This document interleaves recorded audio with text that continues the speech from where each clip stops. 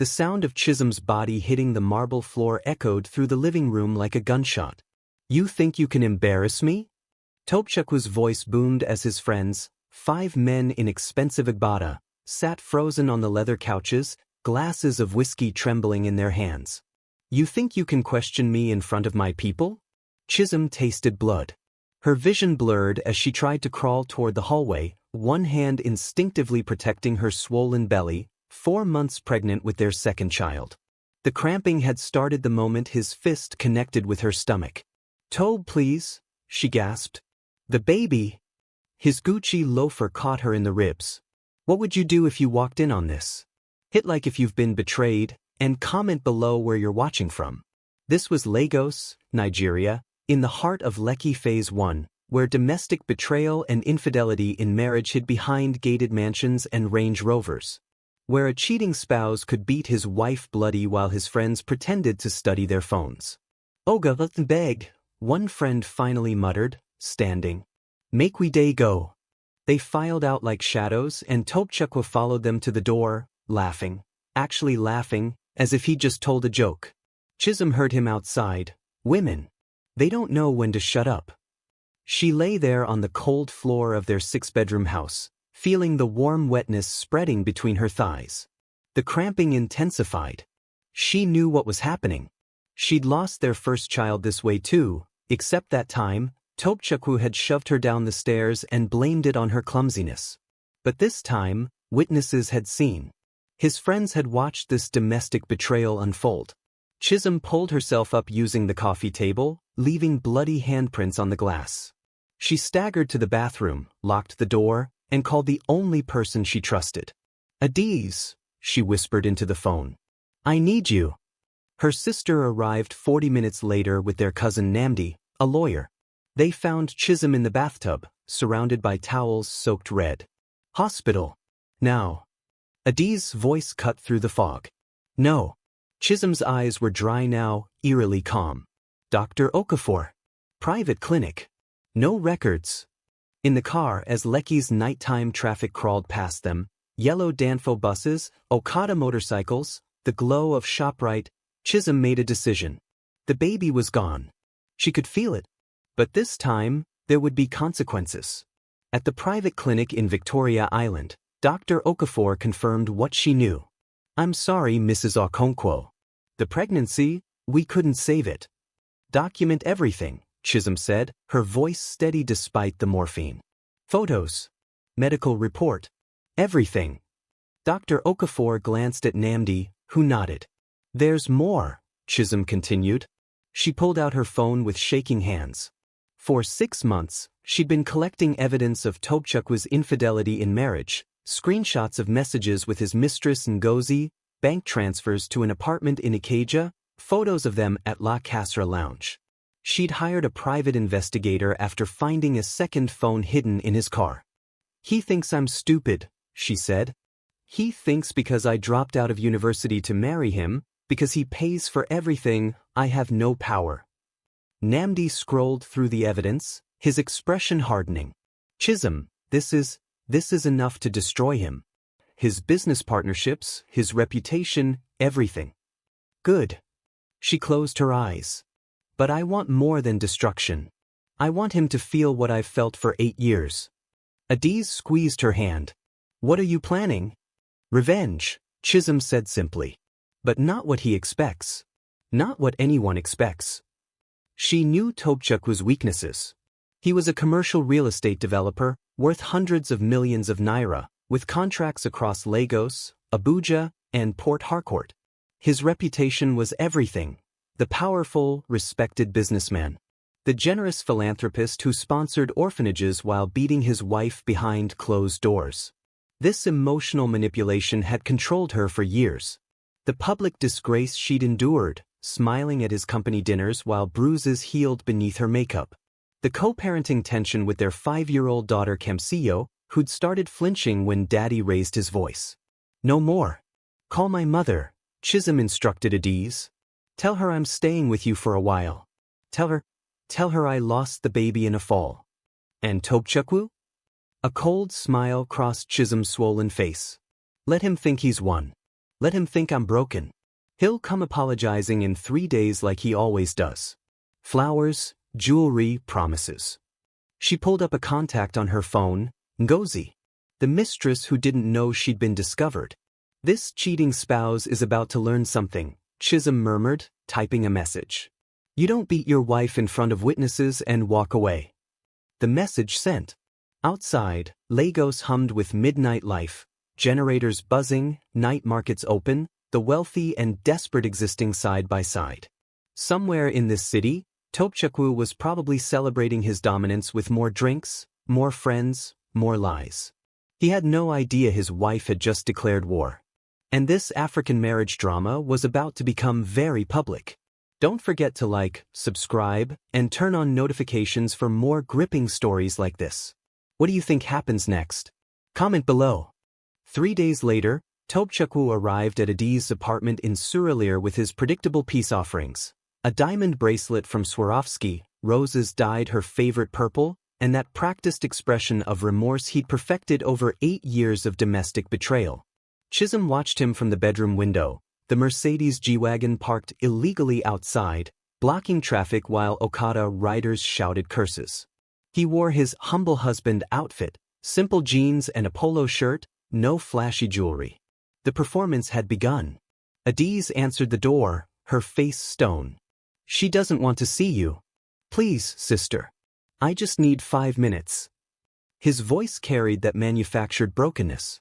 I don't know what came over me. The stress of the new Abuja contract, the pressure. You killed your own child, Tobechukwu. Silence. Then, it was an accident. You know I would never. There were witnesses. Adiz cut him off. Your friends saw everything. This infidelity in marriage, this violence, it stops now. Chisom emerged then, moving slowly, dressed in a simple black ochre dress her mother had sewn. No makeup.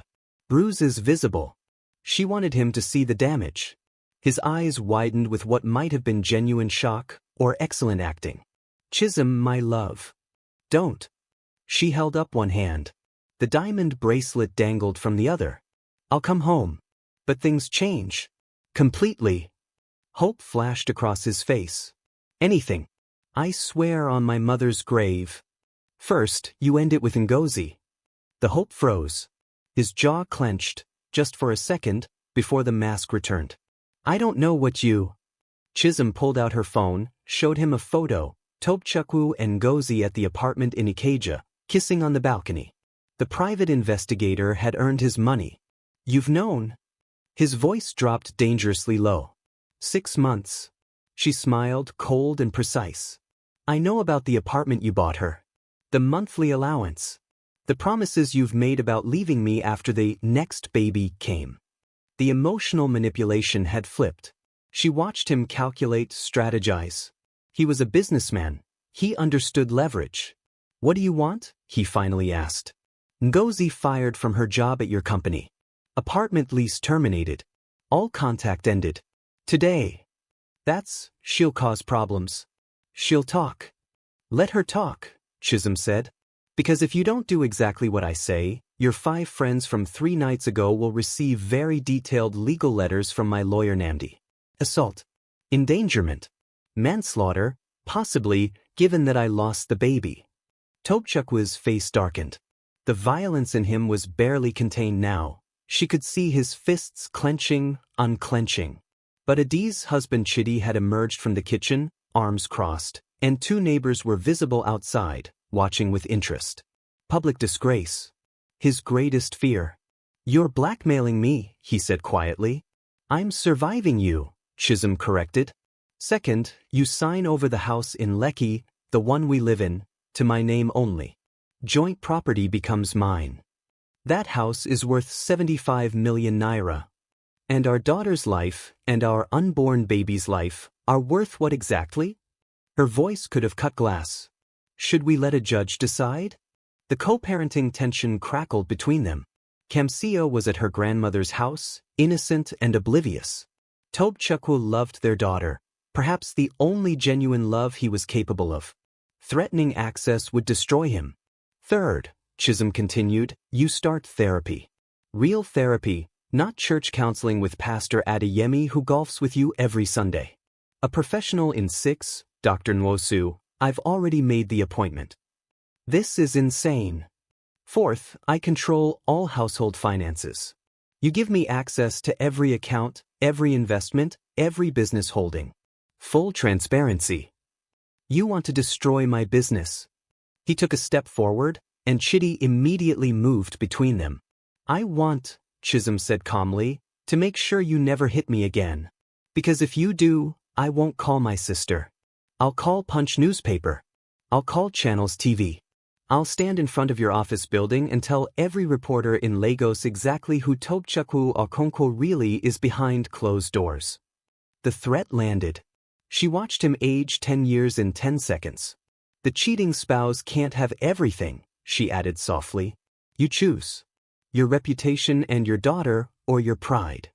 He stood there, this powerful man reduced to silence in a surreal sitting room that smelled like jollof rice and desperation. Outside, Lagos continued its chaos. Hawkers selling pure water, children playing football in the street, life indifferent to their African marriage drama. Finally, Tobechukwu nodded. I need time. The house transfer, the accounts, these things take weeks. You have 72 hours, Namdi said, stepping into the room with a folder. Everything is already drafted. You just sign. Tobechukwu took the folder with shaking hands.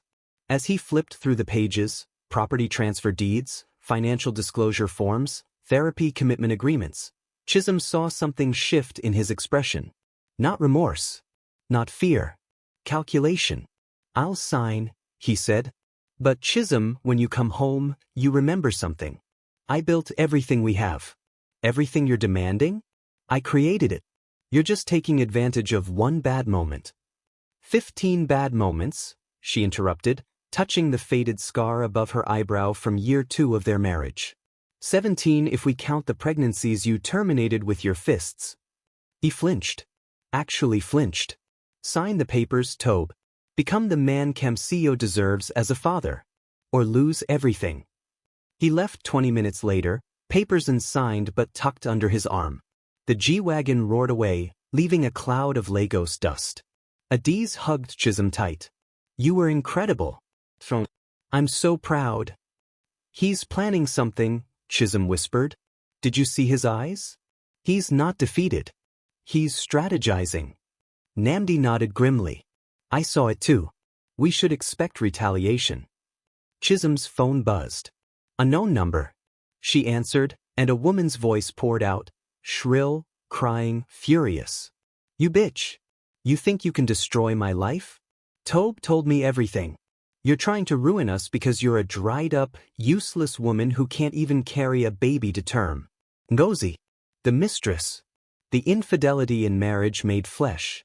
Hello, Ngozi, Chisom said sweetly. I see he's already talked to you. He loves me. We're going to be together. You're just a bitter, jealous. Did he mention the other 2 women? Chisom asked. The one in Abuja and the one in Port Harcourt? Or are you special? Silence. Then, you're lying. I have photos, bank transfers, hotel receipts. Want me to send them to you? Or would you prefer to keep believing you're the only one? The call ended abruptly. Chisom sat down heavily, her body still aching from the beating 3 days ago. This revenge was exhausting. But necessary. Her phone buzzed again. This time, a text from Tobechukwu. You just made a mistake.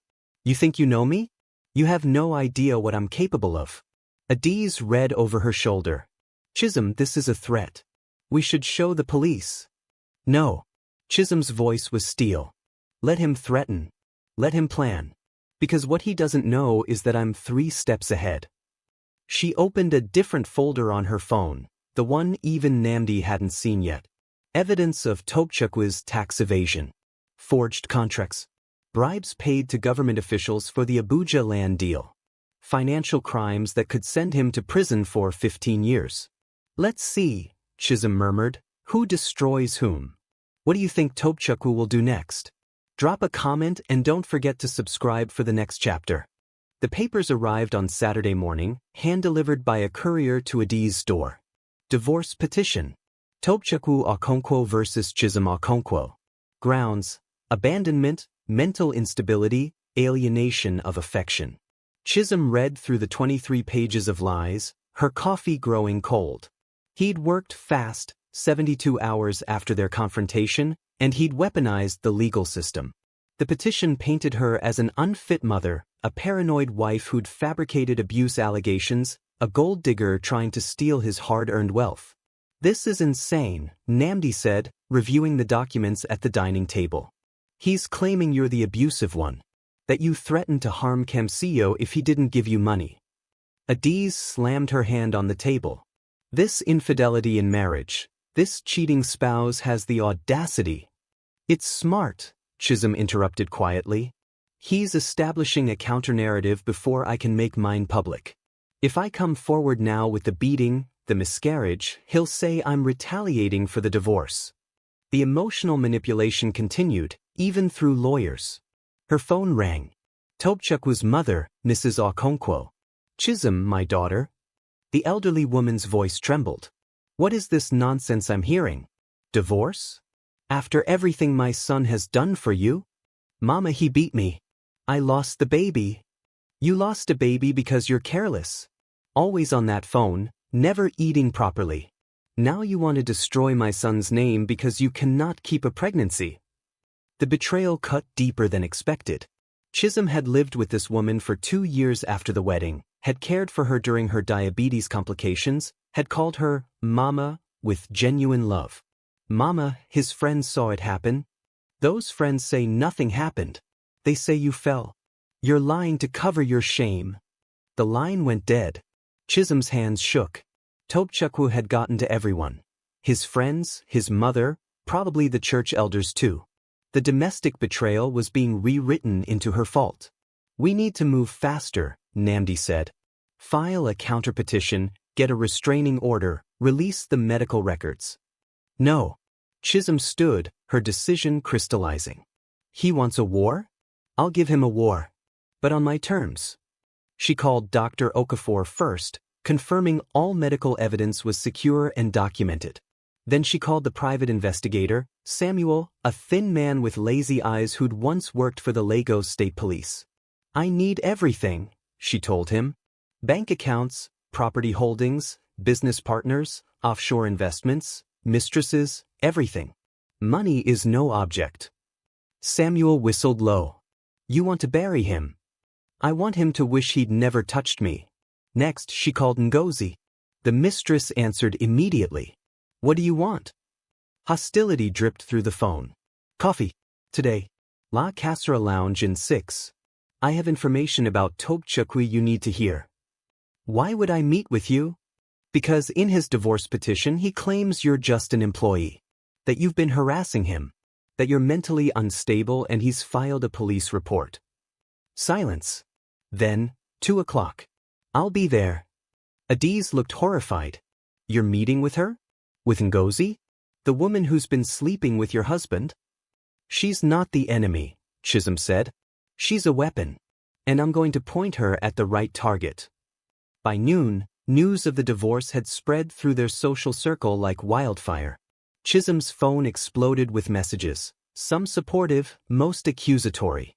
The wives of Tobechukwu's business partners, women she'd had lunch with, planned parties with, suddenly became strangers. "You should be ashamed. Destroying a good man's reputation. This is why marriages fail, ungrateful women."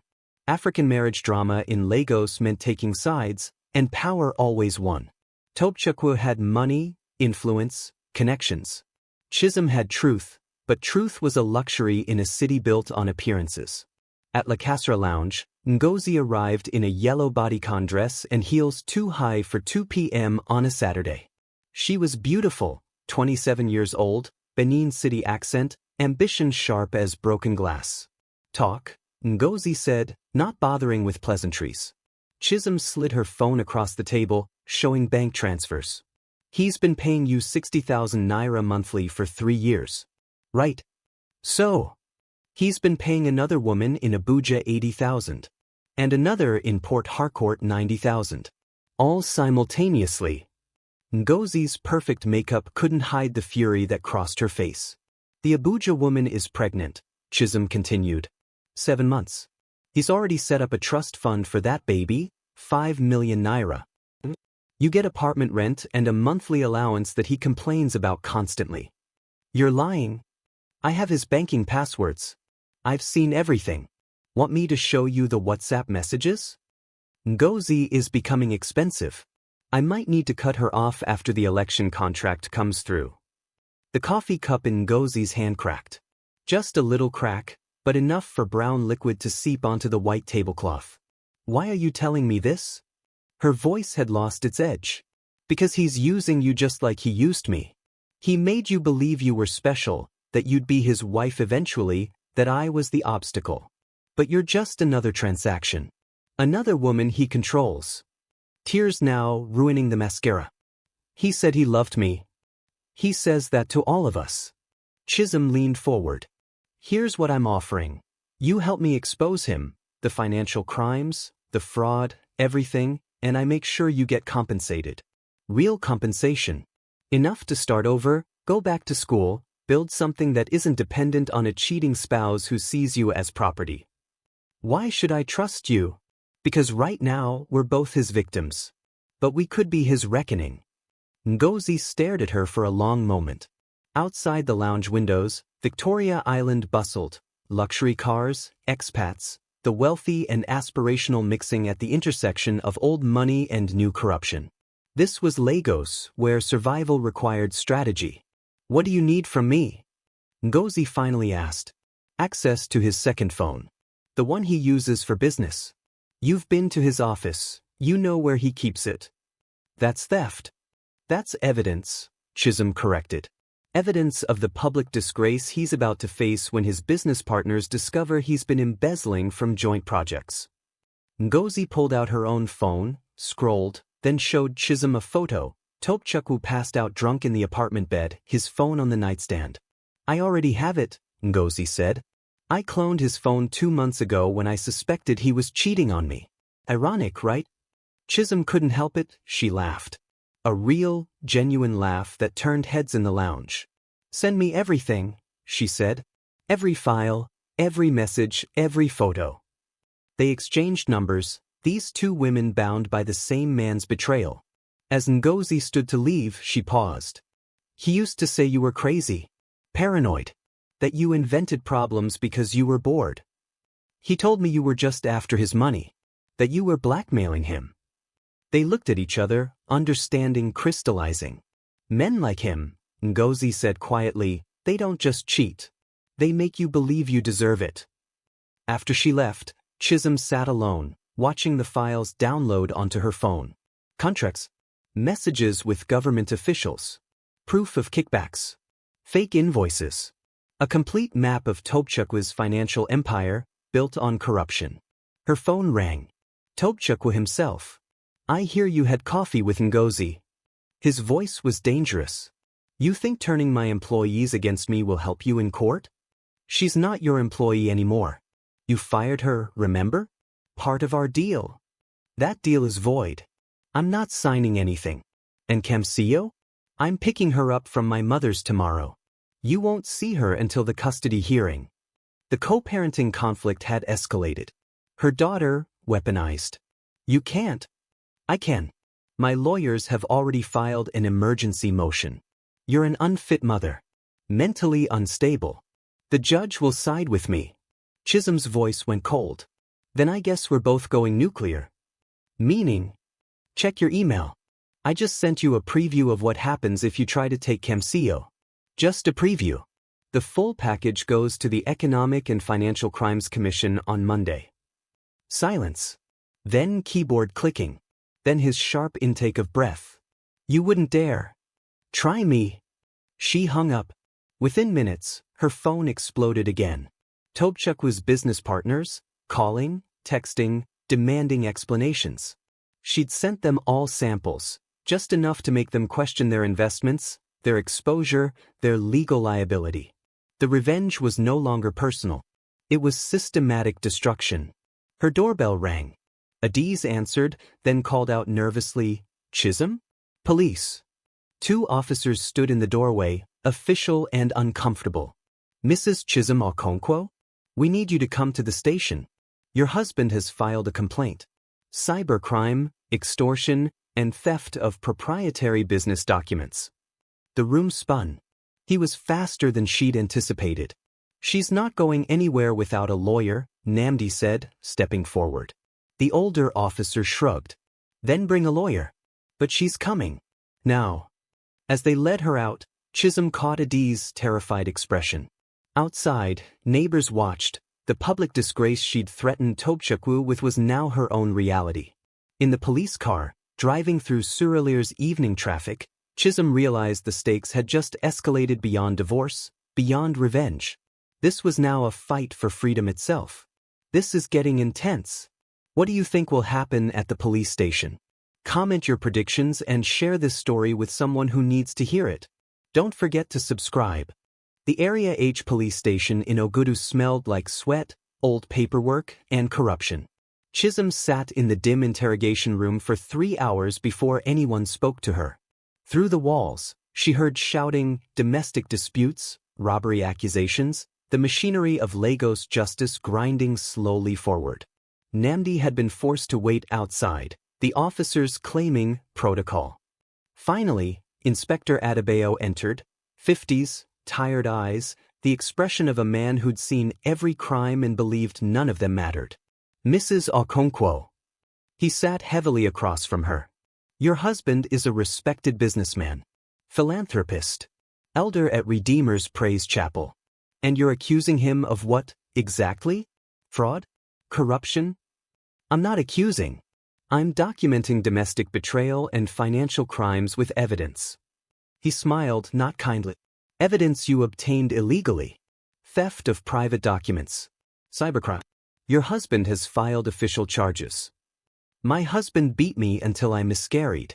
I have medical records. An unfortunate accident, according to Dr. Okafor's revised statement. Chisom's blood went cold. Revised? Dr. Okafor clarified this morning that your injuries were consistent with a fall, not assault. She's concerned you may have, he checked his notes, trauma-induced delusions requiring psychiatric evaluation. Tobechukwu had gotten to the doctor. Of course he had. Money talked in Lagos louder than truth. This is insane, Chisom said. She examined me. She documented a miscarriage following a fall. Inspector Adebayo leaned forward. Mrs. Okonkwo, let me be honest with you. Your husband is offering you a generous settlement. 2 million naira, a flat in Ikeja, and shared custody of your daughter. You sign the divorce papers, you withdraw all accusations, and this all goes away. And if I don't? Then we proceed with the cybercrime investigation. You could face 7 years in Kirikiri prison. Your daughter would be raised by your husband and whatever new wife he chooses. He paused. Is your pride worth that? This emotional manipulation was textbook. The cheating spouse had transformed into the victim, and she, the woman who'd been beaten, who'd lost 2 babies to his violence, was now the criminal. I want my lawyer, Chisom said. Your lawyer can't help you if you don't help yourself. The door opened.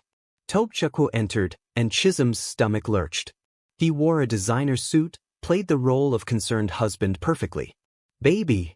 He sat beside her, reaching for her hand. She jerked away. Please.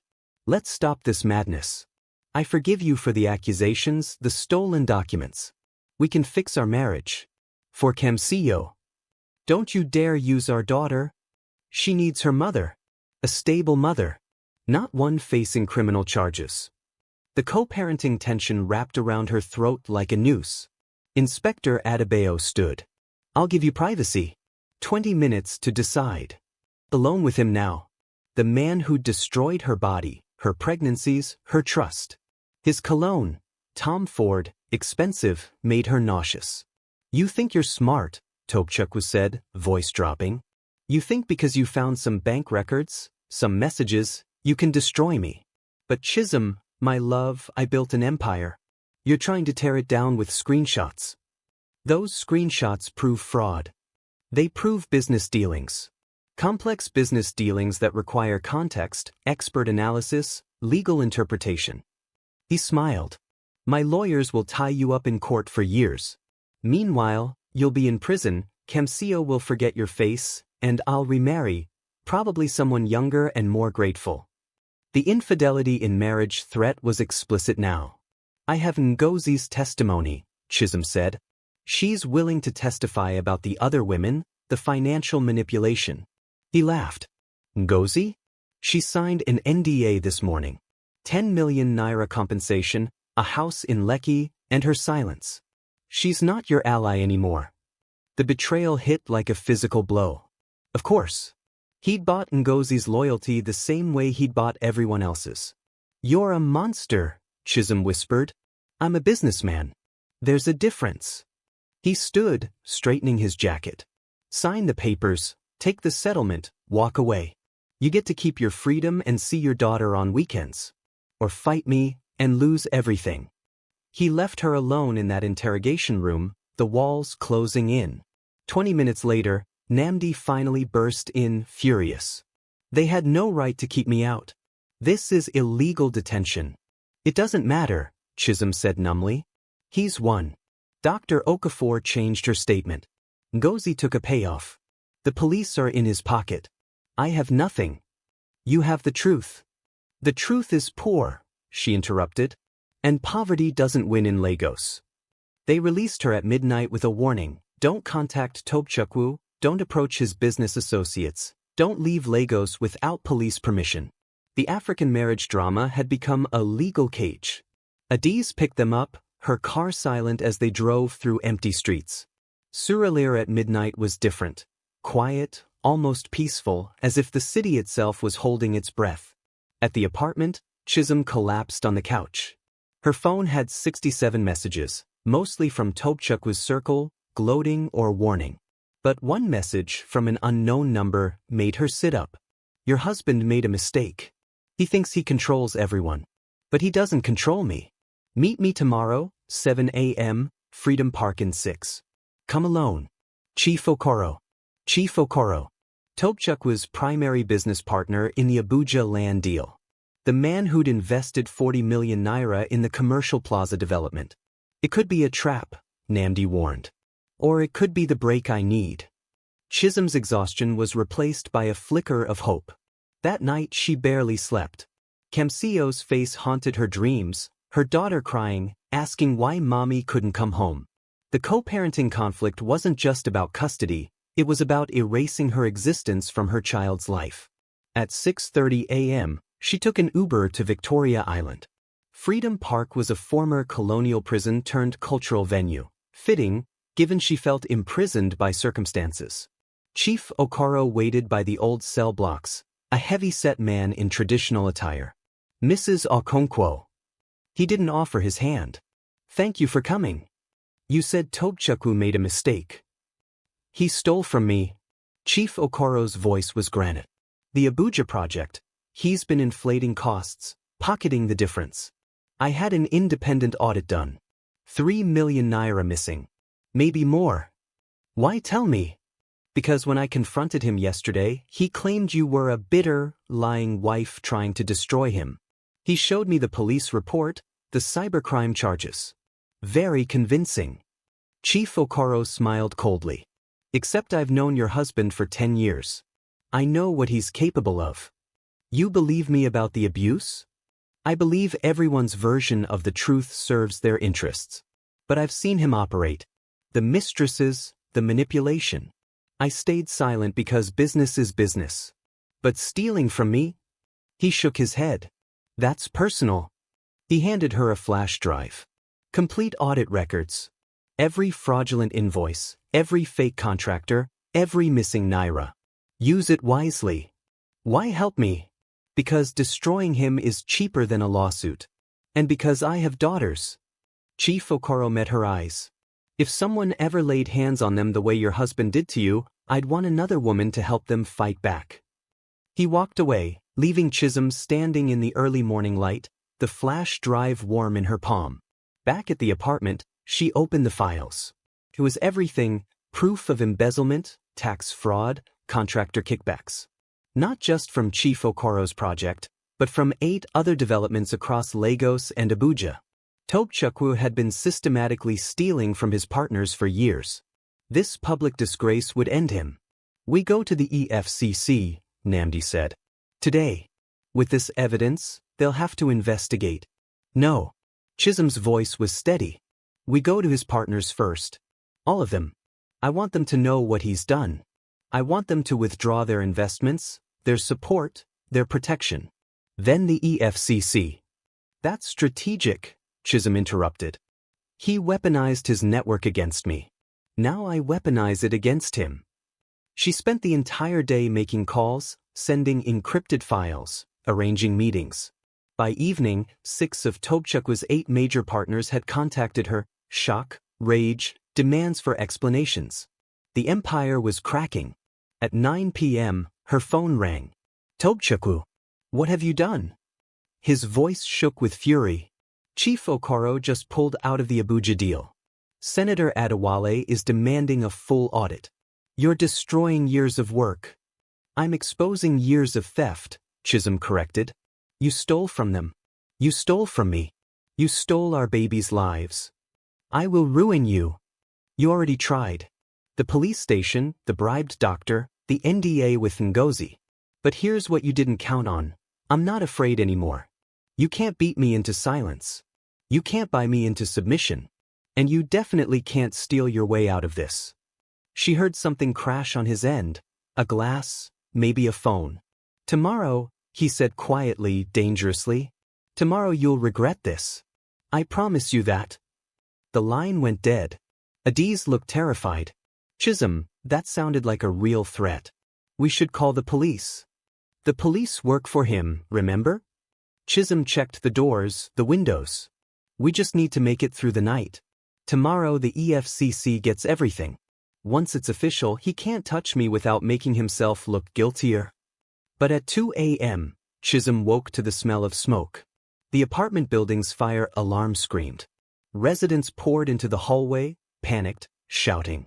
Adiz grabbed her children, and Nnamdi herded everyone toward the stairs. Outside, firefighters battled flames on the 3rd floor, specifically Adiz's apartment. The apartment where Chisom had been staying. A fire officer approached as dawn broke, the building still smoking. "Looks like arson. Accelerant in multiple locations. You have enemies, madam?" Chisom stared at the destroyed apartment, everything inside reduced to ash. Her clothes, her documents, the laptop with backup files, gone. But the flash drive from Chief Okoro was in her bra. She'd been sleeping with it, paranoid. "My husband," she said simply. The officer looked uncomfortable. "You'd need proof." "I know." She turned to Nnamdi. "How fast can we get to the EFCC?" "They open at 8 a.m. Then we have 6 hours to stay alive." They spent those hours at a 24-hour restaurant in Ikeja, surrounded by truck drivers and night workers. Chisom used Nnamdi's laptop to upload everything to multiple cloud drives, email the files to herself, to Nnamdi, to a journalist she'd once met at a charity event. If Tobechukwu wanted to silence her, he'd have to kill her. And even then, the truth would survive. At 8:15 a.m., they walked into the EFCC headquarters in Ikoyi. The building was imposing, concrete and glass, the weight of federal authority. "I'm here to report financial crimes," Chisom told the receptionist. Multiple counts of fraud, embezzlement, and tax evasion by Tobechukwu Okonkwo. The receptionist's eyes widened. The real estate developer? The same. Within an hour, she was sitting with Detective Superintendent Amina Bello, a sharp-eyed woman who listened without interrupting as Chisom laid out 8 years of domestic betrayal alongside 3 years of documented financial crimes. "This is substantial," Superintendent Bello said, reviewing the flash drive contents. "If even half of this is verified, Mr. Okonkwo is looking at serious prison time." "He tried to burn me alive last night," Chisom added. "The fire at my sister's apartment. We'll coordinate with the fire service investigation." Superintendent Bello made notes. "Mrs. Okonkwo, I need to be honest. Cases like this, high-profile, complex financial trails, they take time. Months, possibly years. During that time, you'll need protection. I need my daughter, Chisom said. He's threatening to take full custody. With an active EFCC investigation, his custody petition becomes more complicated. We can request a court order preventing him from leaving Lagos with the child. It wasn't enough. But it was something.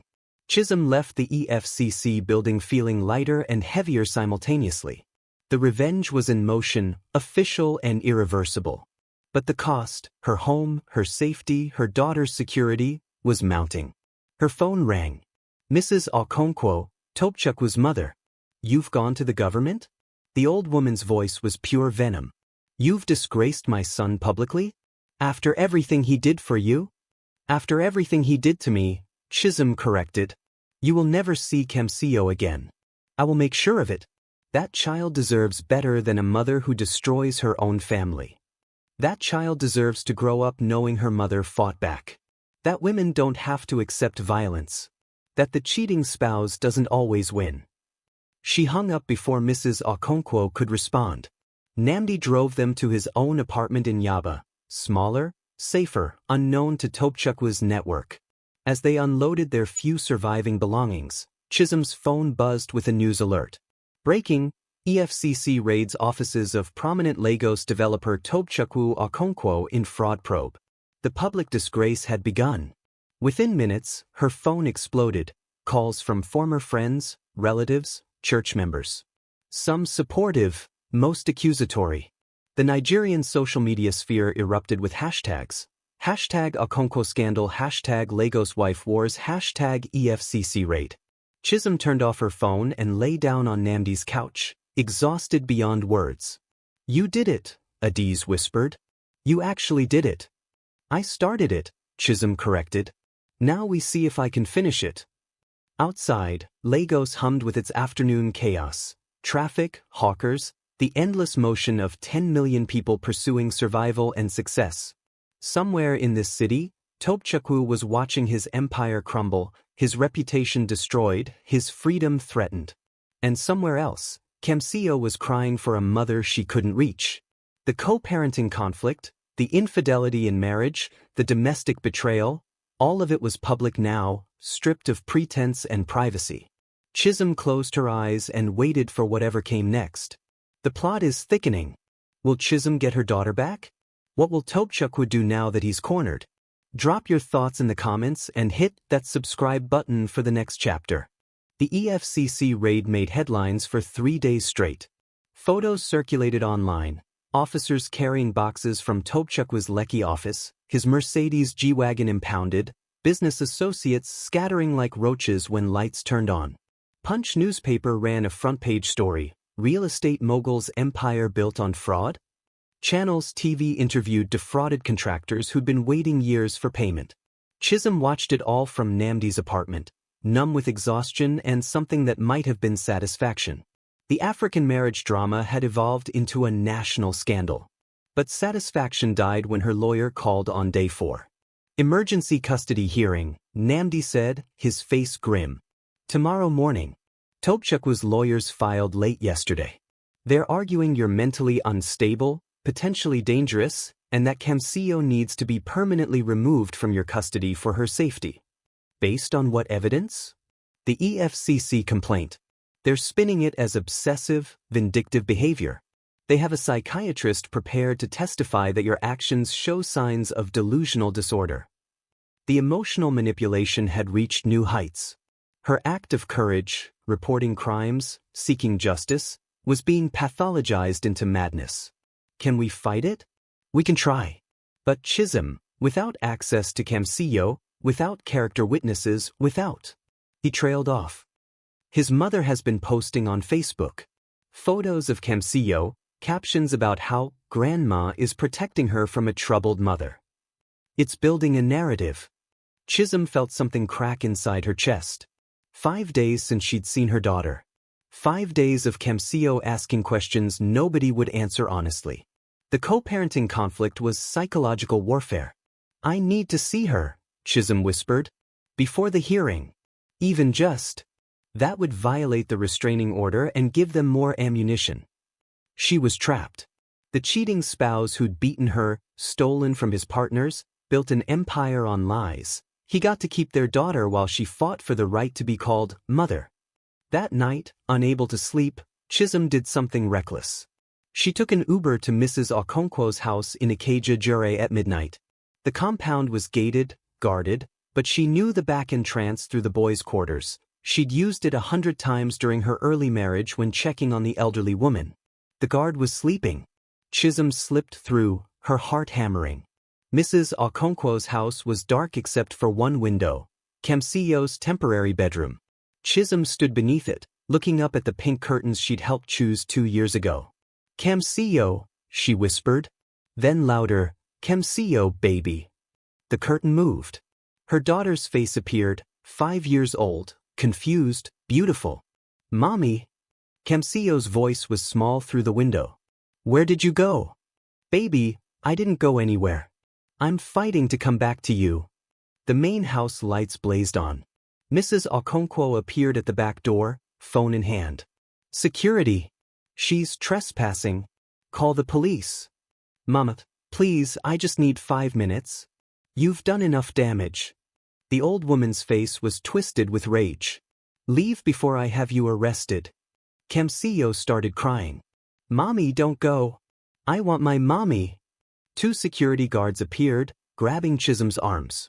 She didn't resist. She couldn't tear her eyes from her daughter's face, memorizing every feature. "I love you," she called out. "Kamsiyo, I love you so much. Mommy is coming back. I promise." They dragged her to the gate and shoved her onto the street. The Uber driver, who'd been waiting, looked alarmed. "You okay, madam?" "No," Chisom said honestly. "Take me back to Yaba." At 3 a.m., her phone rang. "Tobechukwu, you violated the restraining order. My mother has you on video, trespassing, upsetting Kamsiyo. Tomorrow's hearing just became very simple. I just wanted to see my daughter. And now she's traumatized. Crying, asking questions we can't answer because you won't accept reality." His voice was calm, controlled, the most dangerous version of him. "Here's what's going to happen. You're going to drop the EFCC complaint. You're going to issue a public apology, admitting you fabricated allegations out of bitterness over our divorce. And you're going to accept supervised visitation, 2 hours monthly, in my mother's presence. Never. Then you'll never see Kamsiyo again. The court will see that video tomorrow. The judge will see a desperate, unstable woman harassing her own child in the middle of the night. You think that helps your case?" The domestic betrayal had become total. He'd taken everything, her home, her safety, her reputation, her child. "I hate you," Chisom said. "I hate you more than I thought possible." "But hate me. But hate me from a distance, because after tomorrow, you won't have any legal standing in Kamsiyo's life." He hung up. Chisom sat in the dark of Namdi's living room, replaying her daughter's crying face. The infidelity in marriage, the beatings, the stolen pregnancies, she'd survived all of it. But losing Kamsiyo might actually break her. At dawn, Adiz found her still sitting there. "We have to go," her sister said gently. "Court is in 3 hours." The family court in Ikeja was crowded, divorce cases, custody battles, the wreckage of failed marriages lined up for judgment. Chisom wore a simple blue dress, no makeup, her bruises from the beating mostly faded but still visible if you looked closely. Tobechukwu arrived in a designer suit with 4 lawyers. His mother brought Kamsiyo, who looked confused and scared. When Kamsiyo saw Chisom, she tried to run to her, but Mrs. Okonkwo held her back. "No, dear. Mommy is sick. We have to wait." The hearing lasted 2 hours. Tobechukwu's lawyers presented the midnight trespassing video, psychiatric evaluations suggesting delusional disorder, testimony from Mrs. Okonkwo about Chisom's erratic behavior. They painted her as a woman who'd fabricated abuse allegations, filed false reports with federal agencies, and now posed a danger to her own child. Namdi fought back with medical records from the miscarriage, testimony from Adiz about the beating, evidence of Tobechukwu's infidelity and financial crimes. But it wasn't enough. The judge, a tired woman in her 60s, kept interrupting. "Counselor, The EFCC investigation is separate from custody considerations. We're here to determine what's in the child's best interest. Your Honor, a father under investigation for fraud and arson. Alleged arson. Alleged fraud. Until proven, Mr. Okonkwo maintains the presumption of innocence. The public disgrace Chisom had hoped would work in her favor was being neutralized by legal technicalities. Finally, the judge made her ruling. Temporary full custody to Tobechukwu Okonkwo, with supervised visitation for the mother, 2 hours monthly, supervised by the paternal grandmother, pending psychological evaluation of Mrs. Okonkwo's fitness. Court adjourned. The gavel fell like a death sentence. Chisom couldn't breathe. 2 hours monthly. Supervised by the woman who hated her. Pending a psychological evaluation designed to prove she was crazy. She watched Tobechukwu pick up Chisom, watched her daughter reach back toward her, crying "Mommy," watched them walk out of the courtroom as if she didn't exist. Outside, reporters swarmed. Mrs. Okonkwo, how do you respond to allegations you fabricated abuse? Is it true you're facing cybercrime charges? What about the EFCC investigation? Are you using your daughter to get revenge? Namdi shielded her, pushing through to the car. Inside, Chisom finally let herself cry, huge, gasping sobs that shook her entire body. We'll appeal, Namdi said. This isn't over. Yes, it is. Chisom's voice was hollow. I lost. He wins. The cheating spouse who beats his wife, who steals from his partners, who destroys everything he touches. He gets to keep our daughter while I get 2 hours a month supervised by his mother.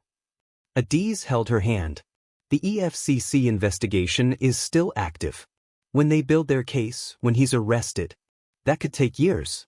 Chisom will be 8, 9, 10 years old by then. She'll forget me. She'll believe whatever they tell her, that I'm crazy, that I abandoned her, that I'm the villain. The co-parenting conflict had achieved its ultimate goal, erasing her from her child's life while she was still alive. For 3 days, Chisom stayed in bed. Didn't eat, barely drank water, just stared at photos of Chisom on her phone. Adiz and Namdi took turns checking on her, bringing food she didn't touch, offering comfort she couldn't accept. On the 4th day, her phone buzzed with an email from an unknown address. Subject line, "You need to see this." The email contained a video file. Chisom almost deleted it. She'd received enough hate mail, enough threats. But something made her click. The video showed Tobechukwu's office, clearly recorded secretly. Tobechukwu and 3 men, his lawyers, discussing strategy. The domestic violence allegations are the biggest problem, one lawyer said. If the EFCC finds the hospital that treated her after previous incidents. There won't be previous incidents, Tobechukwu interrupted. I've already paid off the only 2 hospitals she could have used. Records deleted or revised.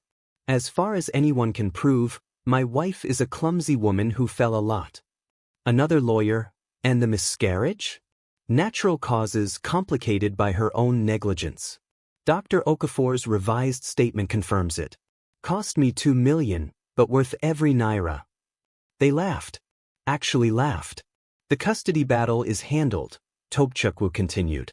My mother has Chisom convinced her mother is sick and needs space. Give it 6 months, the girl won't even ask about her anymore. What about the EFCC investigation? Tobechukwu's face darkened. I've got 3 senators and 2 state commissioners making calls. The investigation will stall, evidence will get misplaced, and eventually it'll be quietly dropped. That's how Lagos works. Money and connections beat truth every time. The video ended. Chisom stared at the screen, her numbness replaced by a hot, focused rage. Someone inside Tobechukwu's circle had sent this to her. Someone who wanted him to lose. She forwarded the video to Superintendent Bello at the EFCC, to Namdi, to the journalist she'd contacted days ago. Then she posted it on Twitter, Facebook, Instagram, everywhere. This is who Tobechukwu Okonkwo really is, she wrote. This is what he thinks of justice, of truth, of our daughter. Nigeria, watch and judge for yourselves. By evening, the video had gone viral. #Okonkwo Exposed was trending. News outlets were calling for statements. Legal experts on TV were discussing the implications of evidence tampering and judicial corruption. Tobechukwu's carefully constructed defense was crumbling. Her phone rang. A known number. She answered. Mrs. Okonkwo? A woman's voice, young, scared. My name is Blessing. I worked as a secretary in your husband's office. I sent you that video. Why? Because 3 years ago, he got me pregnant. When I told him, he paid thugs to beat me until I lost the baby. Just like he did to you. I've been too scared to speak up, but seeing you fight, seeing what he's doing to you and your daughter. Her voice broke. He needs to pay for what he's done. To all of us. Are you willing to testify? Officially? Yes. And I know 2 other women he's done this to. We'll all testify. Chisom closed her eyes. The revenge was expanding beyond her personal pain. It was becoming a reckoning for every woman Tobechukwu had hurt, manipulated, or destroyed. Thank you, Chisom whispered. Thank you for being brave. After hanging up, she called Superintendent Bello. I have 3 more witnesses willing to testify about violence, intimidation, and forced terminations. Can we meet tomorrow? Absolutely. Mrs. Okonkwo, that video changes everything. We're fast-tracking the investigation. Expect arrest warrants within the week. Within the week. Not years. Chisom stood up from the bed, her body weak but her mind clear. She showered, dressed, ate a full meal for the first time in days. Adiz watched her with cautious hope. What are you thinking? I'm thinking, Chisom said, that the war isn't over. It's just getting started. And this time, I'm not fighting alone. The tables are turning. Will justice finally be served? What do you think Tobechukwu will do when he realizes he's cornered? Comment below and don't forget to share this story. The arrest happened on a Wednesday morning at 6 a.m., captured by 20 news cameras that somehow knew exactly when and where to be positioned. EFCC operatives arrived at Tobechukwu's Lekki mansion, the house Chisom had once called home, with arrest warrants for fraud, embezzlement, tax evasion, evidence tampering, and obstruction of justice. The gates crashed open. Officers swarmed the compound. And Tobechukwu, still in his designer pajamas, was led out in handcuffs while his neighbors watched. Chisom saw it on the morning news, standing in Namdi's kitchen with cold coffee in her hands. The video of her husband, the cheating spouse who'd beaten her, stolen from his partners, destroyed her reputation, being shoved into a van like a common criminal played on loop across every channel. Breaking news. Prominent Lagos developer Tobechukwu Okonkwo arrested in massive fraud investigation. Sources say evidence includes testimony from multiple women alleging abuse and intimidation. The public disgrace was total, irreversible, exactly what she'd threatened him with months ago.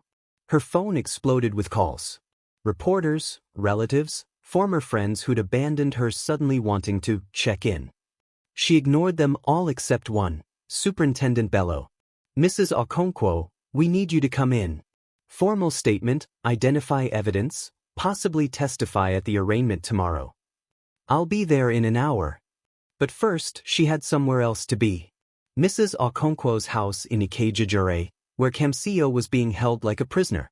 Chisom arrived with Namdi, Adiz, and a police escort. Superintendent Bello had arranged it after hearing about the restraining order violation accusations. The old woman answered the door, her face ashen. Behind her, Kamsio sat watching cartoons, unaware that her father had just been arrested. You can't take her, Mrs. Okonkwo said immediately. The court order. The court order was based on your son's credibility, Namdi interrupted. That credibility is currently sitting in an EFCC holding cell. Mrs. Okonkwo, we're not here to take Kamsio. We're here to request that she be returned to her mother's custody pending a new hearing, which will be scheduled within 48 hours given the changed circumstances. My son is innocent. Your son was arrested with overwhelming evidence of multiple felonies, Chisom said quietly. Mama, I know you love him. But surely you can see that Kamsio shouldn't be raised by a man facing prison time. Something in the old woman's face crumbled. She looked at Kamsio, then at Chisom, and for the first time, Chisom saw doubt there. He told me you were lying, Mrs. Okonkwo whispered. About the beatings, the baby, everything. He said you were trying to destroy him out of spite. I know. But Mama, I have 3 medical reports from 3 different pregnancies that ended after he hit me. I have testimony from 5 women he's abused the same way. I have video of him admitting to bribing doctors and tampering with evidence. Chisom's voice remained steady. This isn't about revenge anymore. It's about protecting Kamsiyo from growing up thinking that violence is normal. That abuse is love. That women should accept domestic betrayal because men have power. Mrs. Okonkwo sat down heavily. When his father was alive, he used to hit me too. I thought it was normal. I thought I was doing something wrong. I never imagined my son would. She couldn't finish. The cycle of violence laid bare. Let me see my daughter, Chisom said gently. Please. After a long moment, Mrs. Okonkwo nodded. Kamsiyo, baby, your mommy is here. Kamsiyo turned, saw Chisom, and ran so fast she nearly fell. Mommy! Mommy, you came back. Chisom dropped to her knees and caught her daughter, holding her so tight she couldn't breathe. The smell of Kamsiyo's hair, the weight of her small body, the sound of her voice, everything Chisom had been denied for 2 weeks crashed over her like a wave. I never left, baby. I was always fighting to come back to you. Grandma said you were sick. Are you better now? Yes, sweetheart. I'm better. And we're going home. The emergency custody hearing happened the next day. Tobechukwu appeared via video link from the EFCC detention facility, his expensive suit replaced by a standard detention uniform. He looked smaller somehow, diminished. The judge, a different one this time, a stern man named Justice Adeyemi, reviewed the new evidence. The viral video, testimony from Blessing and 2 other abused women, medical records confirming a pattern of violence, EFCC documentation of financial crimes. This court acknowledges that circumstances have changed dramatically since the previous ruling, Justice Adeyemi said. Mr. Okonkwo, you are facing serious criminal charges that, if proven, indicate a pattern of violence and manipulation incompatible with parental custody. Tobechukwu's lawyer stood. Your Honor, my client maintains his innocence. These charges are unproven. These charges are supported by substantial evidence and multiple witnesses, the judge interrupted. Until trial concludes, this court finds it in the child's best interest to award temporary full custody to the mother, with supervised visitation for the father, if and when he posts bail. The gavel fell. Chisom felt Adiz squeeze her hand. Kamsiyo, sitting beside her, whispered, Does this mean I go home with you? Yes, baby. We're going home.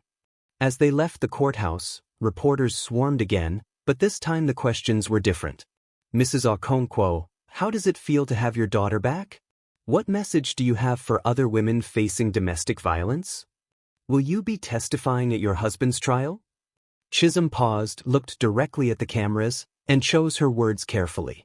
I have a message for every woman watching this, especially in Nigeria, especially in Africa where we're taught to endure, to suffer silently, to protect men's reputations at the cost of our own lives. Her voice was clear, strong. The infidelity in marriage, the emotional manipulation, the co-parenting conflict used as a weapon, none of it is normal. None of it is love. You deserve better. Your children deserve better. And yes, I will testify. I will make sure every woman he hurt gets justice. The clip went viral within hours. #ChisomStrength trended across Nigerian Twitter. Women's rights organizations reached out, offering support, legal aid, shelter networks. Chisom became, accidentally, a symbol of resistance against domestic violence in African marriage. But that night, alone in Nnamdi's apartment with Kamsiyo finally asleep beside her, Chisom felt no triumph. Just exhaustion and a hollow space where 8 years of her life used to be. Her phone buzzed. Unknown number, but she recognized the pattern, prison call. She answered. Tobechukwu. You destroyed me. His voice was flat, emotionless. Everything I built. My business, my reputation, my freedom. All gone because you couldn't just accept how things were. Accept you beating me? Accept you killing our babies? Except the cheating spouse humiliating me publicly while I smiled and pretended everything was fine. I gave you everything. You gave me nothing but pain disguised as provision. Chisom kept her voice low so Kamsio wouldn't wake. Tobe, I didn't destroy you. You destroyed yourself. Every crime, every lie, every woman you hurt, those were your choices. I just refuse to be silent about them anymore. Silence. Then, Kamsio will hate you for this. When she's older, she'll understand that you took her father away. Kamsio will understand that I protected her from becoming another generation of silence. That I taught her women don't have to accept violence. That domestic betrayal doesn't win just because it's wrapped in money and social status. I'll fight this. In court, in the media, everywhere. I still have resources, connections. Then fight. But you'll be fighting alone, because everyone you thought was loyal? They were just afraid. And fear dies when truth speaks loud enough. She hung up, blocked the number, and lay down beside her daughter. Kamsio stirred, murmured, "Mommy?" in her sleep, and Chisom whispered, "I'm here, baby. I'm always here." The next morning, Superintendent Bello called with updates. Mr. Okonkwo's bail hearing is next week. Given the severity of charges and flight risk, we're requesting remand in custody. His trial date is set for 3 months from now. 3 months. I know it seems long, but for a case this complex, it's actually fast. Mrs. Okonkwo, you should prepare yourself. The trial will be public, brutal, and he'll have expensive lawyers trying to discredit you. Let them try. Chisom felt that cold certainty again. I have truth, evidence, and 5 women willing to testify. What does he have? Money and connections that are abandoning him like rats from a sinking ship. Indeed, the exodus had begun. Tobechukwu's business partners issued statements distancing themselves. His church removed his name from the elders' board. Companies he'd donated to quietly returned his contributions. The African marriage drama had become a cautionary tale about power, pride, and public disgrace. But one call surprised her. Chief Okoro, the man who'd given her the flash drive. "Mrs. Okonkwo, I want to offer you a job." "What?" "I need someone who understands construction, who knows the business, who has integrity." He paused. "Your husband managed my properties for 3 years before I discovered his theft. You lived that life. You understand the industry. I'm offering you a position, property manager for my Lagos portfolio. Fair salary, health benefits, your own office." Chisom was speechless. "Chief, I don't have a degree. I never finished university." "You have something better. You survived a monster and came out fighting. That's the kind of strength I want on my team. Think about it." After hanging up, Chisom looked around Namdi's cramped apartment where she and Kamsio were temporarily living. She thought about the Lekki mansion, the designer clothes, the luxury cars, all of it funded by theft and violence. She didn't want that life back. But she wanted Kamsio to grow up secure, educated, in a home where love wasn't synonymous with fear. "Adiz," she called out. "Can you watch Kamsio for a few hours? I have a job interview." Her sister emerged from the kitchen, smiling. "Look at you. Bouncing back." Not bouncing. Crawling forward. But forward is forward. Chief Okoro's office was in Victoria Island, modern and professional. He offered her the position officially, property manager, 75,000 naira monthly plus commissions, immediate start. "I'll take it," Chisom said. "But Chief, why are you really helping me?" He smiled sadly. "Because 20 years ago, my sister was in your situation. Different man, same violence. She tried to leave, tried to fight back. He killed her. Made it look like suicide. I was young, scared, and I didn't fight hard enough for justice." He met her eyes. "So when I see you fighting, winning, surviving, I help. Consider it penance for my sister's memory. I'm sorry about your sister. Don't be sorry. Be victorious. For her, for yourself, for every woman who couldn't fight back." Chisom started the job the following Monday. It was strange at first, waking early, dropping Kamsio at daycare, commuting to Victoria Island, managing properties and contractors. but it was also liberating. Her own money, earned through her own work, dependent on no man's violence or generosity. The infidelity in marriage, the co-parenting conflict, the domestic betrayal, all of it was becoming past tense. Healing, not healed. Moving forward, not moved on. 2 months later, Tobechukwu's trial began. The courtroom was packed. Media, activists, curious onlookers. Chisom sat in the front row with Namdi, wearing a simple navy dress, her hair natural, no expensive jewelry. Tobechukwu entered in prison uniform, flanked by guards. He looked older, gray creeping into his temples, weight lost, the arrogance dimmed but not extinguished. Their eyes met for just a moment. She felt nothing. No love, no hate, no fear. Just a distant recognition that this man had once controlled her entire world, and now he couldn't even control his own freedom. The prosecution was thorough. 5 women testified about violence and forced terminations. Chief Okoro presented evidence of embezzlement.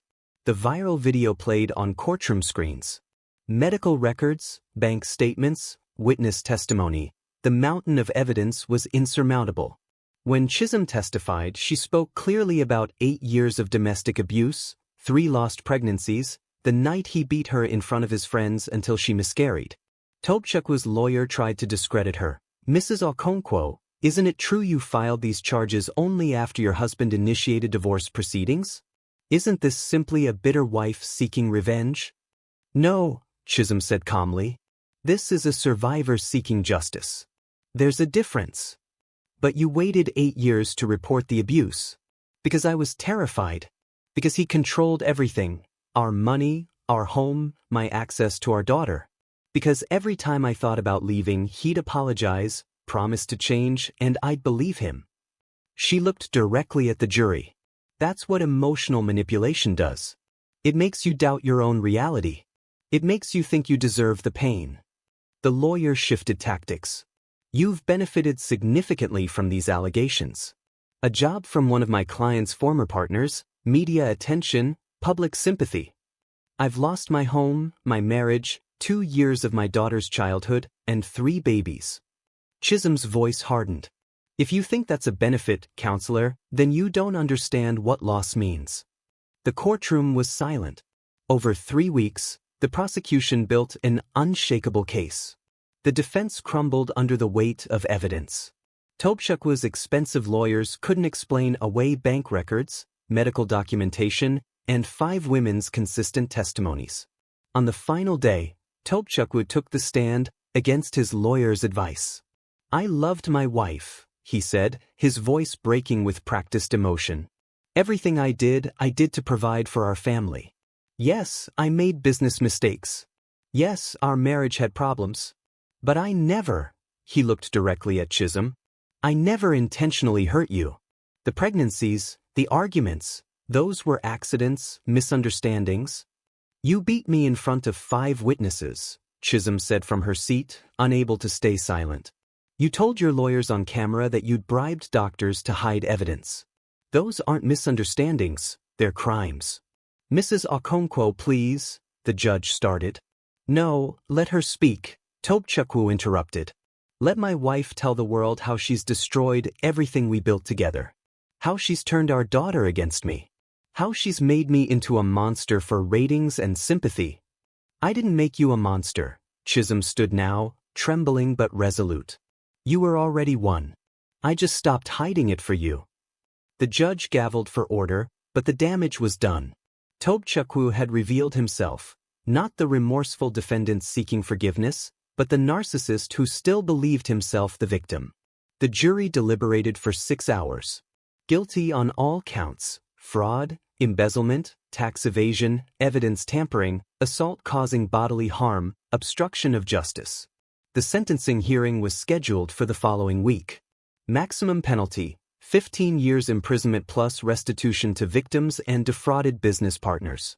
Chisom walked out of the courthouse into late afternoon Lagos sun, golden light filtering through smog and palm trees, the city indifferent to one man's downfall. Kamsio was waiting with Adiz, eating puff-puff from a street vendor. Mommy! She ran over. Did you win? Yes, baby. We won. Does that mean Daddy can come home? The question pierced her. Chisom knelt down, eye level with her daughter. No, sweetheart. Daddy did some very bad things. Hurt people, took money that wasn't his. He has to go away for a while to learn to be better. Will he ever come back? I don't know. But I promise you'll always have me. And you'll grow up knowing that no one, not even someone you love, has the right to hurt you. Okay? Kamsio nodded, not fully understanding but trusting. Okay, Mommy. That night, Chisom's phone rang one last time from the prison. She almost didn't answer, but something made her. Chisom. Tobechukwu's voice was barely recognizable, hollow, defeated. They're saying 15 years. 15 years of my life gone. 3 babies, Chisom said quietly. 3 lives that never got to start. How many years were those worth? I didn't mean. Yes, you did. Every punch, every shove, every time you chose violence over conversation, you meant it. You knew what you were doing. You just never thought you'd face consequences. Silence. Then, unexpectedly, I'm sorry. For the first time in my life, I'm actually sorry. Not because I'm caught, but because I see it now. What I did to you. To Blessing. To all of them. I see it. That's good, Tobe. That's a start. But sorry doesn't undo the damage. It doesn't bring back our babies or return the years I spent afraid in my own home. I know. He sounded like he was crying. Kamsio, will you let her visit? Eventually. When she's older. If she wants to. But I won't force her to maintain a relationship with someone who hurt her mother. She deserves better than cycles of violence disguised as family loyalty. You're a better person than me, he whispered. I'm just a person who refused to die quietly. That's all. She hung up for the last time and blocked the number permanently. The sentencing came down, 12 years imprisonment, 50 million naira in restitution to victims and business partners, permanent restraining order from Chisom and Kamsio except through supervised prison visits if requested by the child after age 12. The African marriage drama that had consumed Lagos society for months finally concluded. Chisom Okonkwo became a name associated not with scandal, but with strength, the woman who'd fought back against domestic betrayal and won. But for Chisom herself, the victory felt quieter than expected. No celebration, no triumph, just relief that the war was over and she'd survived. Over the following months, she built a new life. The job with Chief Okoro became a career. She was good at property management, discovering skills she'd never known she had. She moved into a modest 3-bedroom apartment in Surulere, painted Kamsio's room her favorite pink, created a home that felt safe.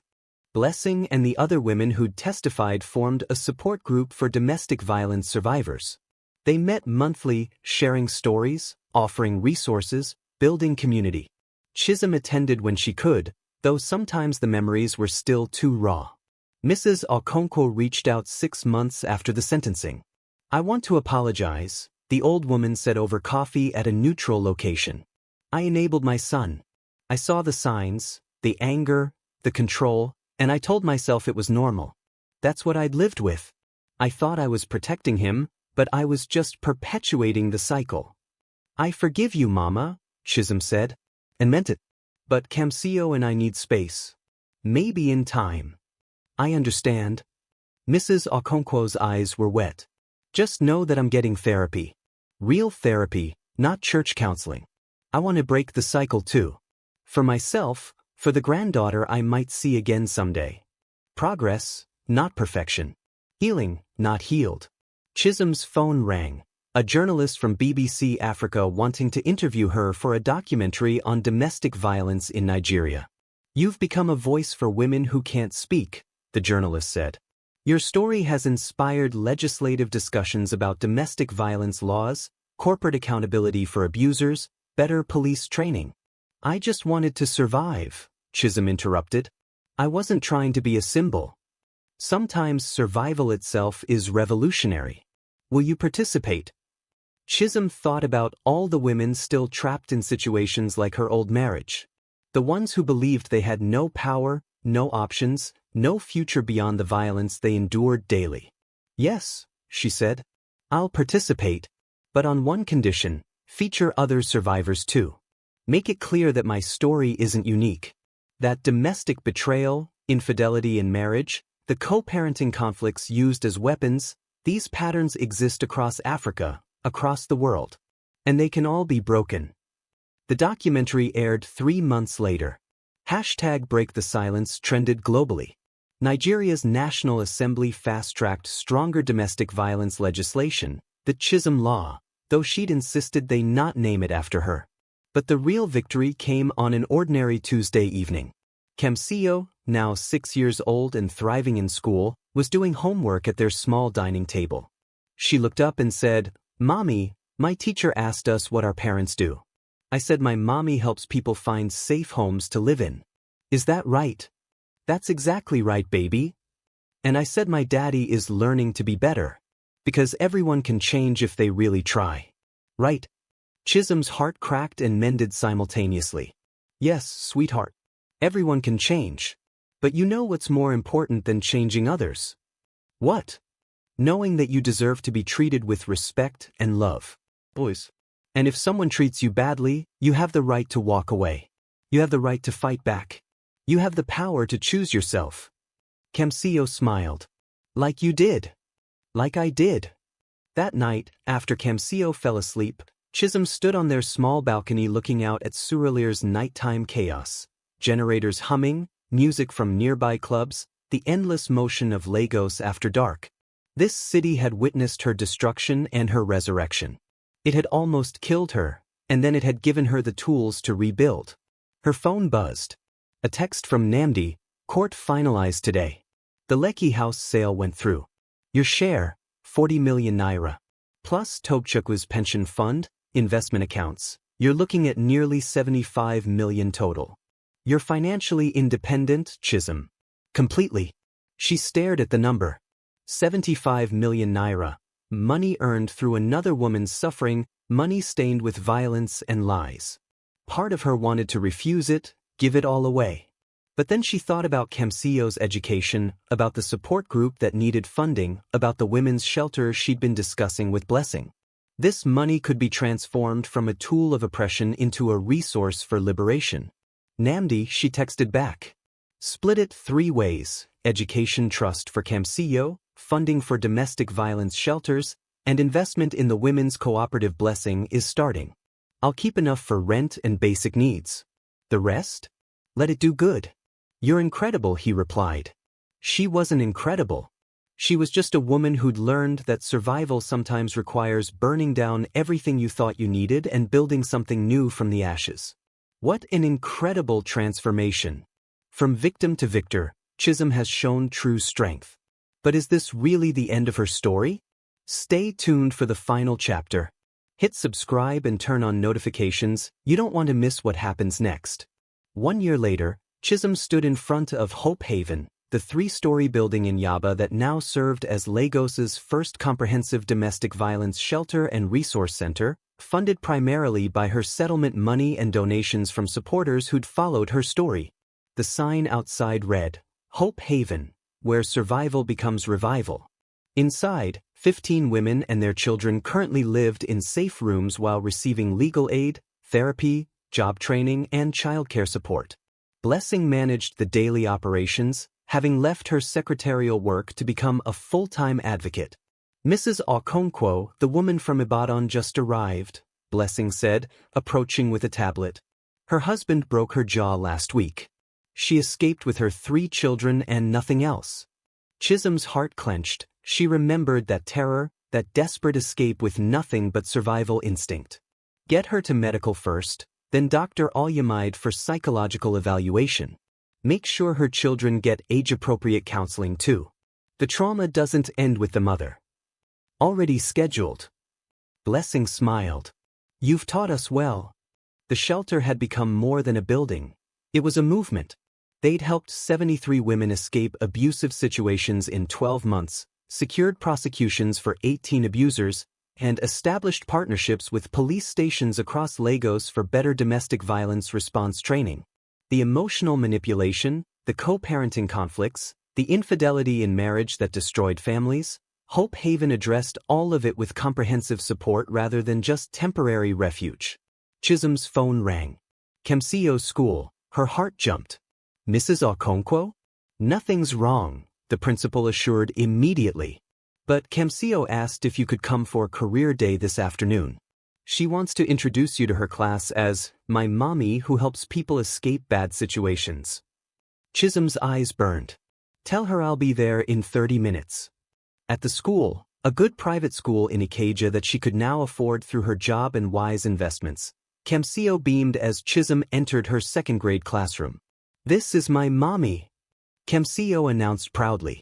She runs a shelter for women and children who need help. She's a hero. The children applauded, and Chisom fought tears. 7-year-old Kemsio had no detailed memories of the violence, just vague recollections of when daddy and mommy fought sometimes. Chisom intended to keep it that way until she was old enough to understand nuance. A parent approached after the presentation. A woman in expensive attire, designer handbag, perfect makeup covering what might have been a fading bruise near her temple. Mrs. Okonkwo, I followed your story in the news, she said quietly. I wanted to say, it inspired me. I'm not ready yet, but knowing there are options, knowing survival is possible. She pressed a business card into Chisom's hand. When I'm ready, I'll call. When you're ready, Chisom repeated gently. No judgment, no timeline. Just know that you deserve safety, and when you decide to choose yourself, we'll be here. The woman nodded, tears threatening her mascara, and walked away. Chisom had these interactions weekly, women recognizing her, thanking her, asking questions they weren't quite ready to act on. Each conversation was a seed planted, hope deposited in soil that might eventually bloom into action. That evening, she had dinner with Adiz, Namdi, and their families at a bukka in Surulere. Simple Nigerian food, plastic chairs, Afrobeats playing from scratchy speakers. This was home now, authentic, unpretentious, real. I got an email from a film production company, Chisom mentioned between bites of jollof rice. They want to make a movie about what happened. Hollywood actress attached, big budget, the works. Will you do it? Adiz asked. I don't know. Part of me wants the story told widely. Every woman who sees it might recognize herself, might find courage. But another part. She trailed off. It feels exploitative. My pain as entertainment. It's not entertainment if it educates, Namdi said. Think of how many women don't have access to news or social media. But they watch movies. A Nollywood film, or even Hollywood with African actors, could reach villages where domestic betrayal is still normalized, where the cheating spouse is protected by tradition. Chisom considered this. The public disgrace she'd forced upon Tobechukwu had been necessary for her survival. Could she endure it again, fictionalized and amplified on screens worldwide? I'll think about it, she said finally. Her phone buzzed. A known number, but the message made her breath catch. Mrs. Okonkwo, this is Governor Adewale's office. The governor would like to invite you to speak at the Lagos State Women's Conference next month about your advocacy work. Full speech, prime time slot, broadcast across Nigeria. Please confirm your availability. Oh my God, Chisom whispered, showing the message to the table. You have to do it, Adiz said immediately. Chisom, you've become more than a survivor. You're a voice for change. But doubt crept in, familiar doubt that Tobechukwu had planted years ago. Who are you to speak publicly? You're not educated. You're not eloquent. You're just a woman who got lucky. Then she remembered, she wasn't lucky. She was strategic, brave, relentless. She'd studied law on her own, learned business through observation, transformed pain into purpose. I'll be there, she texted back. The conference was 3 weeks away. In that time, Chisom prepared her speech with Blessing's help, practiced delivery, researched statistics on domestic violence across Africa. The night before the conference, Kemsio asked, Mommy, why do you help sad people? Because I was sad once and people helped me. Now I help others. It's called paying forward. Was Daddy the one who made you sad? The question she'd been dreading. Kemsio was getting older, asking more complex questions, connecting dots. Yes, baby. Daddy made some very bad choices that hurt me and hurt himself. But you know what? I made choices too, to fight back, to get safe, to make sure you grew up differently than I did. I'm glad you did, Mommy. Because now we're happy. Yes, sweetheart. Now we're happy. The Lagos State Women's Conference was held at Eco Hotel, with over 2,000 attendees, government officials, NGO representatives, businesswomen, activists, students. Chisom stood backstage in a simple Ankara outfit, her natural hair styled, minimal jewelry, her body vibrating with nerves. You've got this, Blessing whispered. Just speak truth.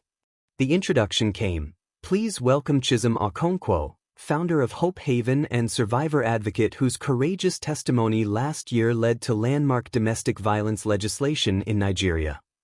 Applause thundered as she walked onto that massive stage, Lagos sprawling behind floor-to-ceiling windows, the city that had almost killed her and then given her wings.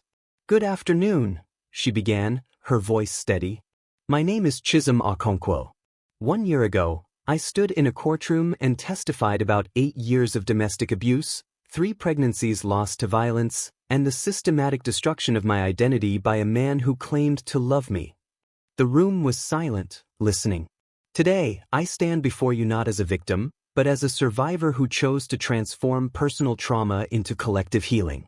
The infidelity in marriage, the emotional manipulation, the co-parenting conflicts used as weapons, these patterns exist across our continent, hidden behind gates of respectability, protected by cultures of silence. She detailed Hope Haven's work, shared statistics, told stories of women who'd found freedom through their programs. But here's what I want you to understand. My story isn't exceptional. What's exceptional is that I had resources, education, family support, legal representation. Most women don't. They're trapped not just by abusive partners, but by poverty, illiteracy, social stigma, and legal systems that prioritize family preservation over individual safety. She looked directly at the government officials in the front row. We need stronger laws, yes. But we also need economic empowerment programs, accessible legal aid, police training that treats domestic violence as the serious crime it is, not a family matter. We need judges who understand that a cheating spouse who beats his wife isn't entitled to custody. We need churches and mosques teaching that submission doesn't mean accepting abuse. The audience erupted in applause. To every woman watching this, whether here or on television, your story matters. Your survival matters. The domestic betrayal you've endured doesn't define your worth. Your courage to keep living does. And when you're ready to fight back, we'll be waiting to fight with you. Standing ovation. 20 minutes of questions. Requests for interviews. Business cards from donors, policymakers, international organizations. Chisom felt the weight and gift of visibility. After the conference, driving home through Surulir's familiar chaos, she called Nnamdi. I want to accept the film deal, she said. But with conditions. The production must hire domestic violence consultants, profit sharing goes to shelters across Africa, and it can't shy away from the brutal reality. No Hollywood sanitizing. Show the blood, the fear, the systematic destruction. Then show the painstaking rebuilding. I'll draft the terms, Nnamdi said. Chisom, you're building a legacy. I'm just refusing to let my pain be pointless. That night, after Kamsio fell asleep, Chisom did something she hadn't done in months. She wrote a letter. Not to send, just to process. Dear Tobechukwu, I don't forgive you. Maybe I will someday, but today isn't that day. You stole years of my life, 3 potential children, and pieces of myself I'm still trying to recover. But you also inadvertently gave me something, clarity. Understanding that survival requires choosing yourself even when culture, family, and fear demand you choose the marriage. You taught me that I was stronger than I knew. You're serving your sentence in Kirikiri. I'm serving mine in freedom, because trauma doesn't end with escape. I still flinch at sudden movements. I still struggle with trust. I still have nightmares where I'm back in that Lekki house, trapped. The difference is, I'm healing. You're just waiting. Waiting for time to pass, for lawyers to file appeals, for some miracle that restores what you lost. But what you lost, respect, freedom, family, you threw away yourself. I just refuse to be collateral damage anymore.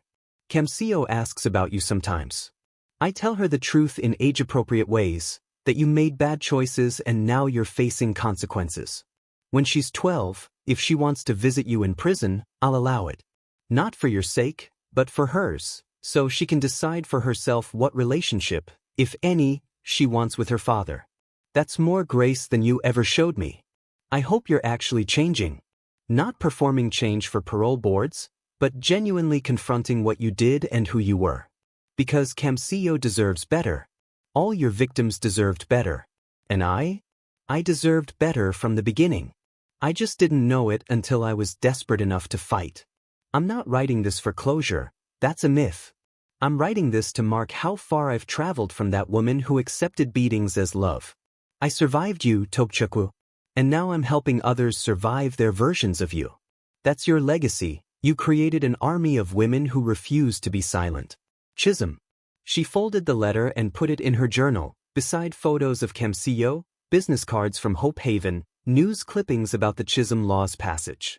Evidence that pain could be transformed into purpose. That domestic betrayal could birth advocacy. That one woman's refusal to die quietly could inspire thousands. Her phone buzzed one final time. A text from Blessing. New woman just arrived. She saw your speech today. Drove from Benin City with her 2 daughters. Says she's ready to choose herself. Thought you'd want to know. Chisom smiled through tears. I'll be there in 20 minutes. Because this was the real revenge. Not Tobechukwu's imprisonment, not his public disgrace, not the money or the laws or the media attention. The real revenge was every woman who chose freedom because Chisom had chosen it first. Every child who grew up witnessing strength instead of submission. Every marriage that ended before it became a crime scene. The real revenge was survival that became a movement. She grabbed her keys, kissed sleeping Chimsom's forehead, and headed into the Lagos night, not as a victim, not even as just a survivor. As a warrior, building an army. One rescued woman at a time. And somewhere in Kirikiri prison, Tobechukwu sat in his cell, his empire of violence finally collapsed, while the woman he tried to destroy built something he never could. A legacy of hope. Thank you so much for watching Chisom's powerful journey from victim to victor. Her story shows that no matter how dark the situation, there is always hope, always a path to freedom, and always strength within us we haven't discovered yet. If this story touched you, please like this video to help it reach women who need to hear this message. Share it with someone who might need hope or inspiration. Subscribe to Tales by Heo for more powerful African stories that move, inspire, and transform. Comment below. What part of Chisom's story resonated most with you? Let us know where you're from. And remember, if you or someone you know is experiencing domestic violence, please reach out for help. You are not alone. Your life matters. Your safety matters. And just like Chisom, you have the power to choose yourself. Turn on notifications so you never miss our next story. Until next time, stay strong, stay blessed, and keep fighting for the life you deserve. Folded hands, medium dark skin tone, red heart.